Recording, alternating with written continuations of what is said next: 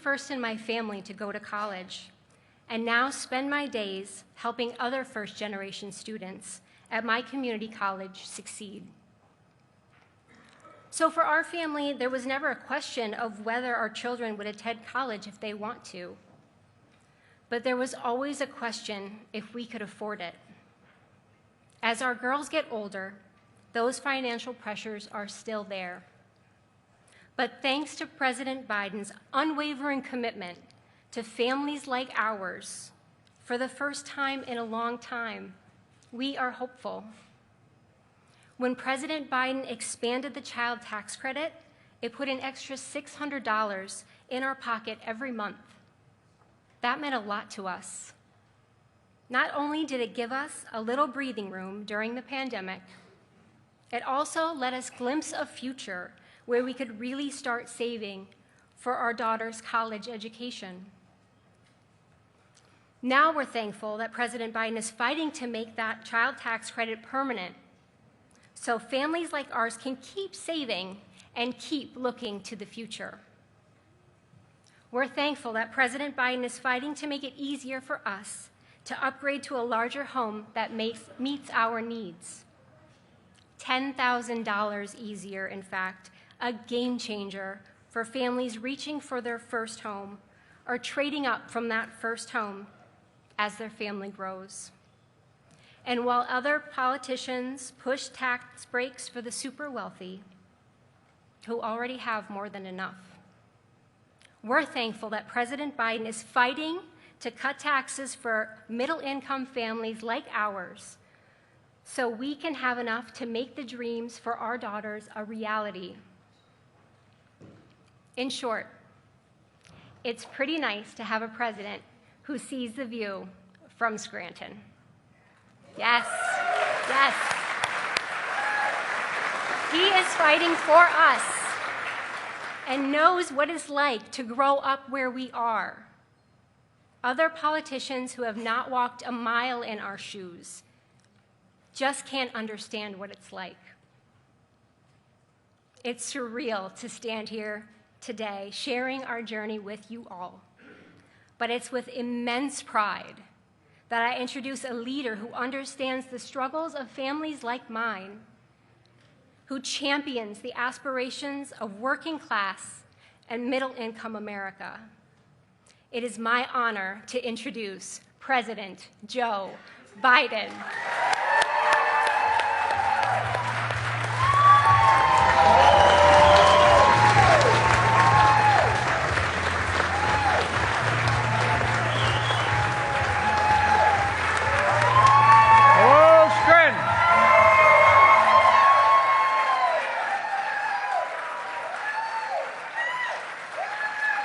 Thank you, thank you, thank you.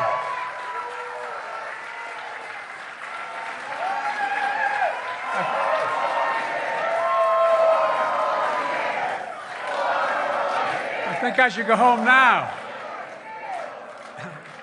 Except I'm already home. Thank you, thank you, thank you, thank you. Please, take a seat if you have one. Amy, thank you for that introduction and for your work as an educator. You know, it's great to meet your family, including your husband, Michael, whose uncle, Jimmy McNulty, was the former mayor and grew up with me in Scranton, Pennsylvania. You know, thanks to the mayor, Paige, excuse me, I was going to talk about the old mayor, Paige Cognetti, for that welcome, and she's been incredible. She's been with me all along the way. It's always great to be with one of America's best governors, and I mean that sincerely, Josh Shapiro. He's the best. Stand up, guys. Get up.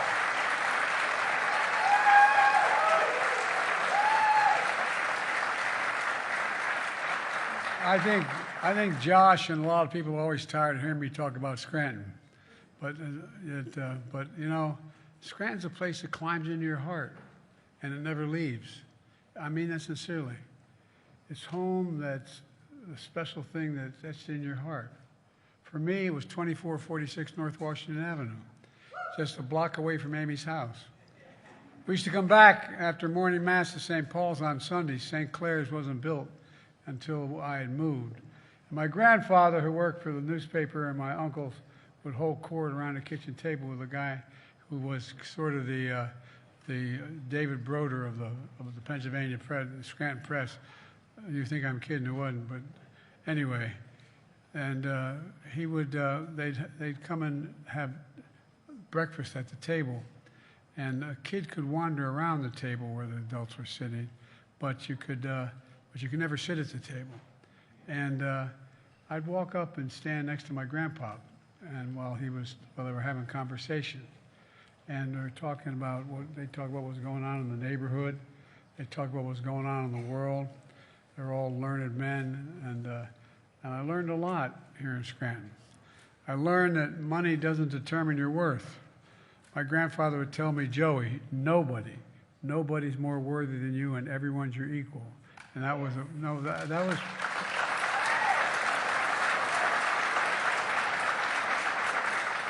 I learned that no one's looking for a handout. All anybody wants is a fair shot at making, and they deserve a fair shot. My dad had a saying. He said, Joey, a job's about a lot more than a paycheck.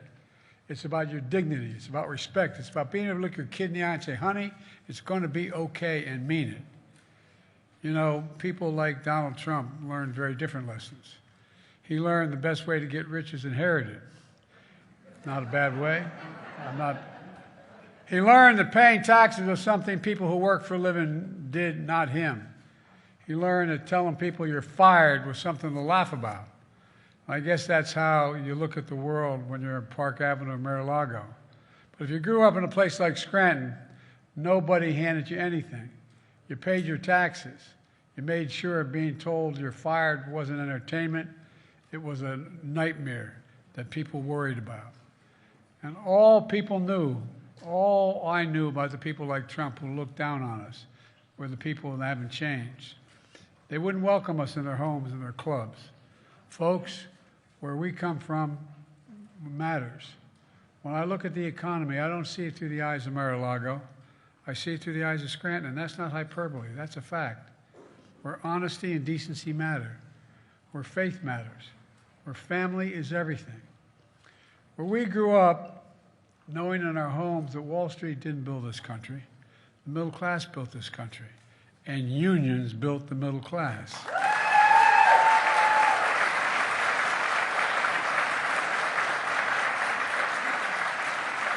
We know the best way to build an economy is from the middle out and the bottom up, not the top down, because when you do that, the poor have a ladder up, the middle class does well, and the wealthy still do very well. We all do well. There's a stark contrast from my opponent.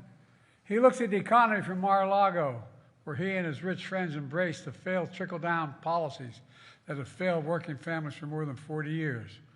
Scranton values or Mar-a-Lago values. These are the competing visions for our economy, and they raise questions of fundamental fairness to the heart of this campaign that I want to talk to you about a little bit today. Folks, does anybody really think the present tax code is fair? Raise your hand if you think it's fair. I'm not joking. Well, neither do I. I'm a capitalist. If you're able to go out and make $1 million, fine. That's okay. But just make sure you pay your fair share in taxes.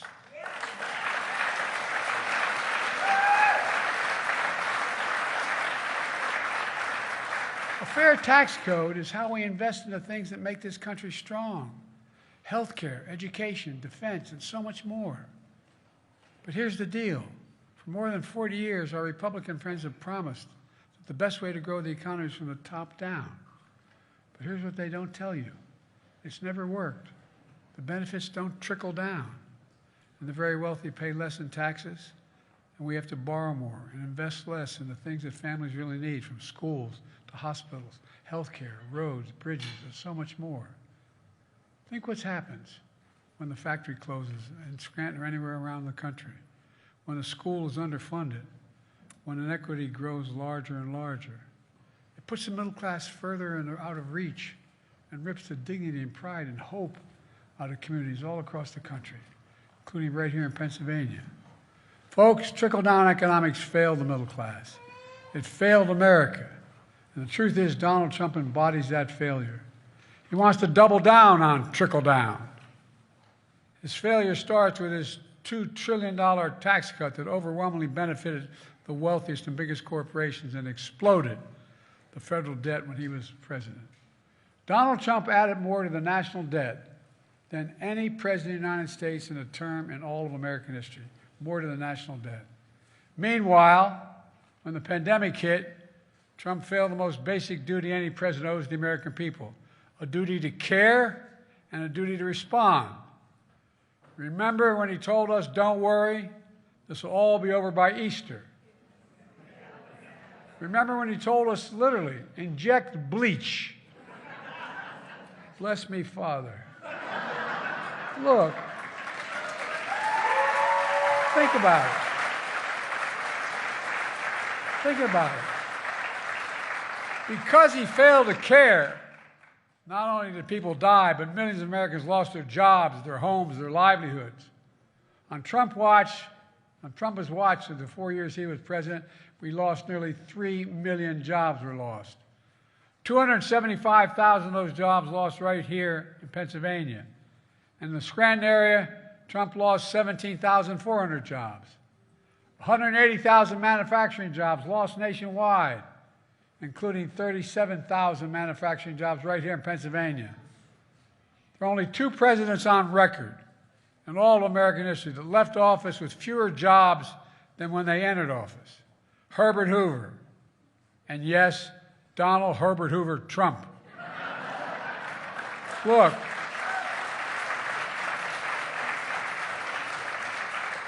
Trump's running again on the same failed trickle-down policies.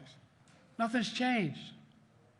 Just a few months ago at a closed-door event in Mar-a-Lago, he told his millionaire and billionaire donors the following, this is a quote, "You're rich as hell, and we're going to give you tax cuts," end of quote.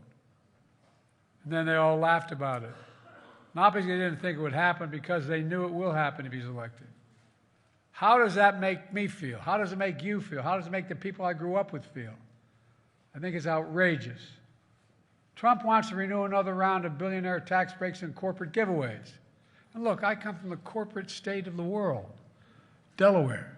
I represented for 36 years. They're entitled to make a fair profit. It makes sense. There's more corporations incorporated in Delaware than every other state in the nation combined. But this is ridiculous what's going on now. You know, there are about 1,000 billionaires in America. Do you know what the average federal tax rate for a billionaire is today in America? For real, 8.3%. That's how much federal tax. No, I'm serious. Not a joke.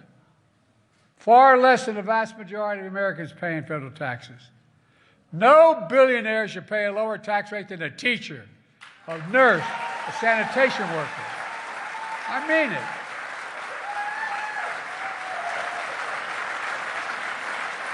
And that tax break that he passed several years ago is about to expire. But Trump wants to give another billionaire tax break.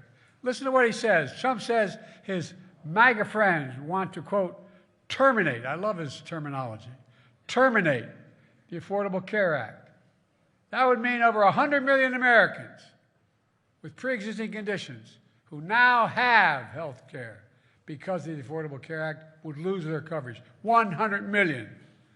It means millions of young people who kicked off their parents' health care policies once they turn 26. The Affordable Care Act is paid for by a surtax on the very wealthy investment income. Trump wants to get rid of that, and as a consequence, would cost millions of Americans who lose coverage an average of additional $6,000 a year to maintain their health care. It would mean billionaires would get, as a consequence of not having to pay the tax anymore, another $3.5 million tax cut per billionaire. You heard me right. Billionaires would each get an additional tax cut every year of $3.5 million. That's 70 times what a typical family here in Scranton makes in 1 year. I have a better idea. As soon as I came to office, I expanded tax credits through the Affordable Care Act and saved millions of Americans another $800 per person per year on their health care premiums.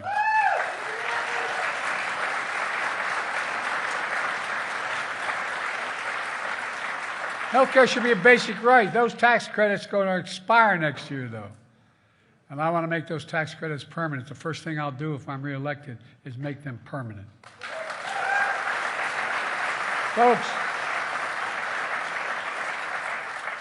and my plan calls for a minimum federal income tax of 25%, just 25% on billionaires. Well below the top rate, but fair, and they can afford it. You know how much money that would raise? That would raise $500 billion over the next 10 years. $500 billion. Be a drop in the bucket for them. They wouldn't have to sell one single bit of their assets. And imagine what we could do for America. Imagine a future with affordable child care, paid leave, home care, elder care, and more, like every major country in the world has. Of all this is not only good for families, it creates jobs. It generates growth. It generates income. It generates economic vitality. Because guess what? When you have child care and you don't have to go out and hire somebody, you can go to work. I asked the Treasury Department to do a study. What's the effect of this? The effect of what I'm talking about is to increase economic growth. We have the most successful economy in the world today. But folks, how does Trump pay for these billionaire tax cuts? Well, Trump recently said Social Security and Medicare, quote, here's his quote, "There's a lot you can do in terms of cutting," end of quote. Well, right on cue, the MAGA Republicans in Congress released their budget, which hasn't gotten nearly enough attention. The budget they proposed for next year would raise the retirement age in Social Security and would slash Medicare. Think about that for a second. MAGA Republicans want billionaires to pay less in taxes, want seniors to work longer before they can retire on Social Security benefits, and they want to cut Medicare. I got a better idea. Let's protect Social Security and Medicare and make the very wealthy begin to pay their fair share in high taxes.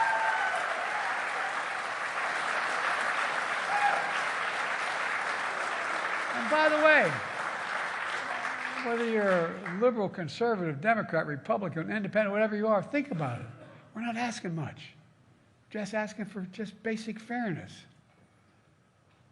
You know, I've already been delivering real results in a fiscally responsible way. But I know not everyone's feeling it. Just the other day, a defeated-looking guy came up to me and asked if I could help. He was drowning in debt. I said, "I'm sorry, Donald, but I can't help you."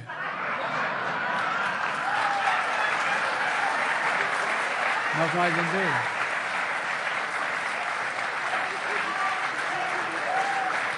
do. Look, on a serious note, since I came to office, I've already cut the federal deficit.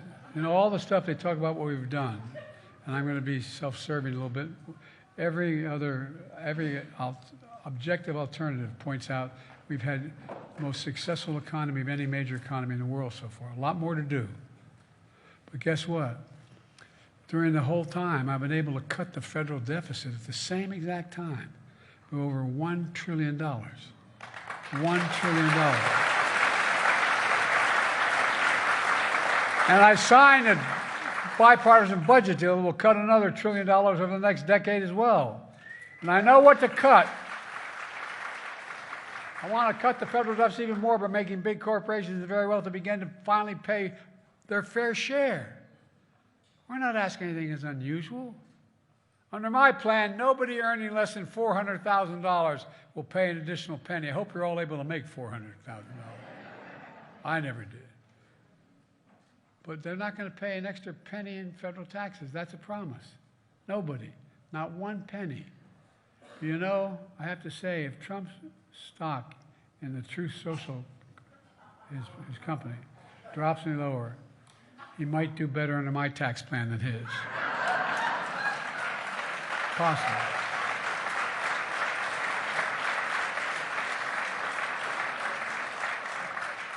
Folks, look, I want to cut taxes on the hardworking folks here in Scranton and all across the country, and Claymont, where I've moved from Scranton to Claymont in Delaware, all across the country, like Amy's family.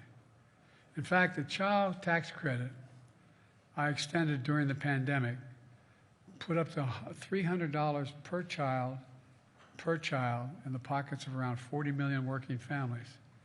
And it literally cut child poverty in half. And we still reduced the deficit.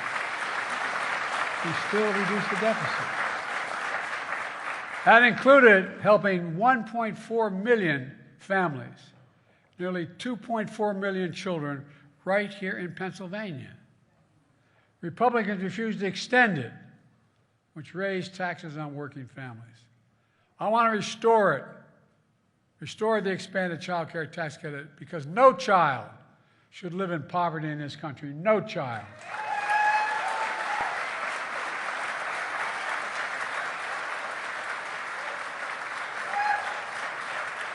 We've got a lot more work to do. I know the cost of housing is so important. I want to provide families like Amy's the $10,000 tax credit to help them buy their first home or trade up for a little more space.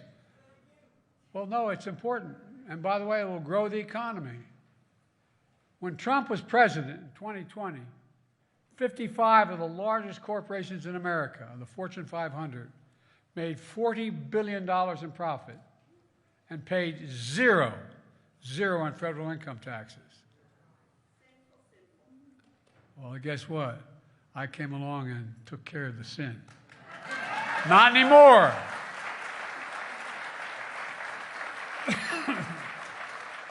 Thanks to a law that I wrote and signed, big corporations now have to pay a minimum. They should be paying more, a minimum of 15% tax. There's a start, but not enough.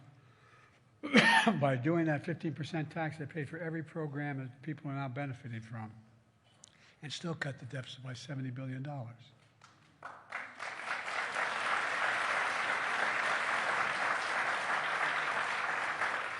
And by the way, that 15% is still less than working people pay in federal taxes. It's time to raise the corporate tax, minimum tax, to at least 21%. So every big corporation finally has to pay their fair share. But you know, Trump and his MAGA friends want to get rid of the corporate minimum tax. With the same law, I gave Medicare the power to negotiate lower prescription drugs, which is why those of you who have diabetes need insulin. Instead of paying $400 a month, you're now paying $35 a month for insulin.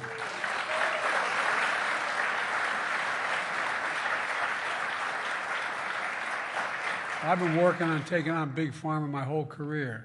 But guess what? If I put you on Air Force One, we flew out of here and you took a prescription you had from a drug company in America. I will take you any city you name, whether it's Berlin, whether it's in Canada, whether it's in Hungary, wherever it is, and you'll pay 40 to 60% less for that same exact prescription. No, not a joke. And by the way, when we in fact reduce, and there's much more to come in that health care proposal, that Medicare proposal. For example, seniors beginning in 2024, no matter how much their prescription drug costs are, they'll never have to pay more than $2,000 a year, no matter what. And by the way, companies will still make money. They'll still make a significant profit. Still make a significant profit. It helps reduce it. By the way, when we do this, it has a benefit, and that's already part of the law I passed. But guess what? Not only does it reduce the federal deficit, the help of the prescription holder, it reduces the federal debt. You know how much the first tranche of this has done? It's reduced the federal debt by $160 billion. Why? Because Social Security, Medicare does not have to pay out $400 a month. They're paying out $35 a month.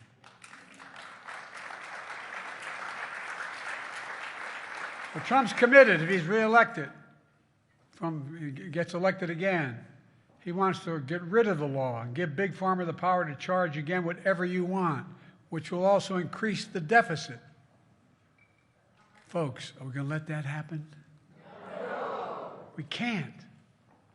And that same law empowers the IRS to go after the super wealthy. You know what? It's amazing how we had passed legislation increasing the number of auditors. Guess who wanted them all cut? No, I'm not joking. Republicans. Why? Because it takes an awful lot of sophistication to be able to go through the tax returns of these billionaires to know what's going on. But while you work hard and pay your taxes, Trump wants to give his billionaire friends the power to avoid paying, even what they already owe, not what they should be paying. I know if you didn't know better, you think I'm making this up, but you can check it all out. Folks, he's coming for your money, your health care, and your Social Security. And we're not going to let it happen. Can't let it happen.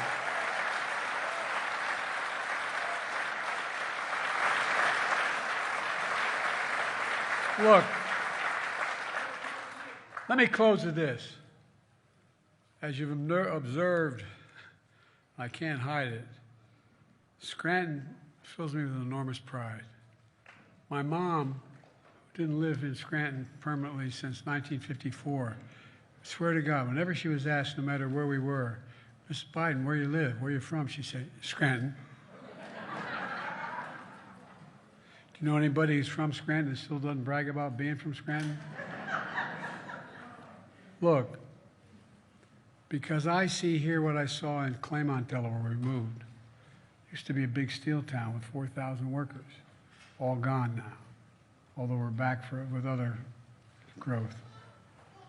Claymont, Delaware, and what I see so many towns around America, a deep pride in your work, a deep pride in your family, a deep pride in your community, in your country. I've always thought the World War II monument downtown by City Hall says so much about Scranton. My Uncle Ambrose Finnegan, Bosie Finnegan from North Washington, he served and died in World War II. Right after D-Day on Sunday, all four of my mother's brothers signed up to go fight in the military. In those days, you could do it. Brothers could go off to war together. Fathers and brothers could do the same. In that war, and everybody called him Bosie Finnegan. Bosie was a hell of an athlete, but Bosie joined the Army Air Corps before there was an Air Force. And his name is etched on the monument down by City Hall.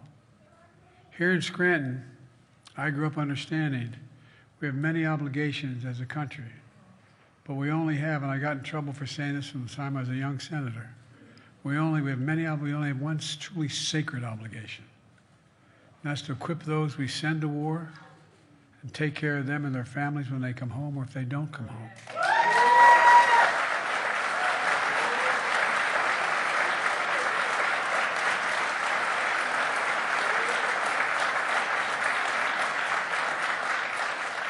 I don't want to lose my temper in this, but I think about the statue in town now that I'm Commander-in-Chief. And I had them double-check my memory is correct that Uncle Bosie Ambrose J. Finnegan's name is etched on that statue. And I have to say, there are a lot of things that Donald Trump has said and done that I find extremely offensive. But one that offends me the most is when he refused as president to visit an American cemetery outside of Paris when he was president. Why? He said that those soldiers who gave their lives were, quote, was his quote, suckers and losers. Suckers and losers, he said it. Who the hell does he think he is? Who does he think he is? These were heroes. These soldiers were heroes. Just as every American who served this nation. Believing otherwise, that alone is disqualifying for someone to seek this office. Thank God I wasn't standing next to him. As I've said, Donald Trump looks at the world differently than you and me. He wakes up in the morning in Mar-a-Lago thinking about himself, how he can help his billionaire friends gain power and control. and Forster, extreme agenda, and the rest of us.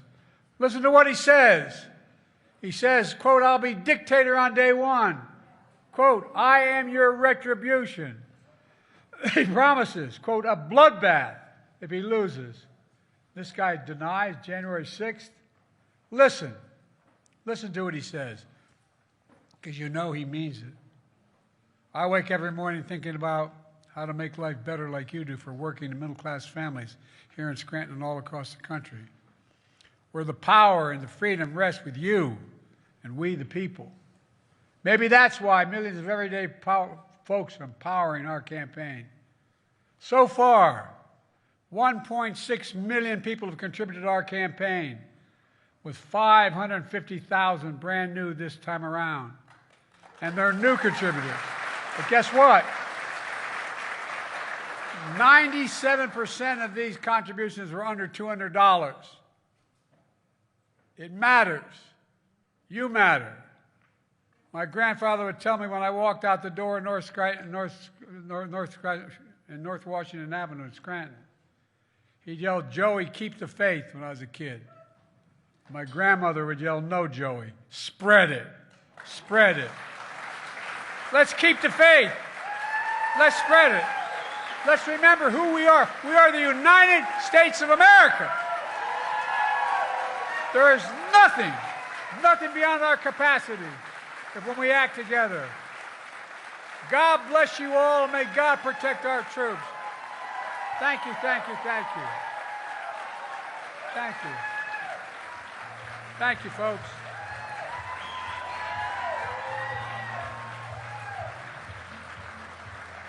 Thank you.